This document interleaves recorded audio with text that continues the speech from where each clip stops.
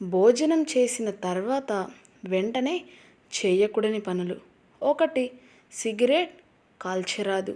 భోజనం తర్వాత కాల్చే ఒక సిగరెట్ 10 సిగరెట్లతో సమానం.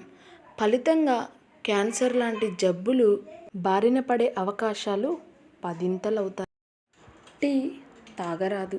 భోజనం తర్వాత టీ తాగడం వల్ల పెద్ద మొత్తంలో యాసిడ్ రిలీజ్ అయ్యి ఆహారం జీర్ణం అవ్వడం కష్టతరమవుతుంది.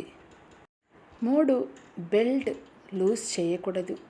బెల్ట్ లూజ్ చేస్తే ఎక్కడైనా ఆహారం ఇరుక్కొని సరిగా అరగకపోవడానికి అవకాశం ఉంటుంది. 4.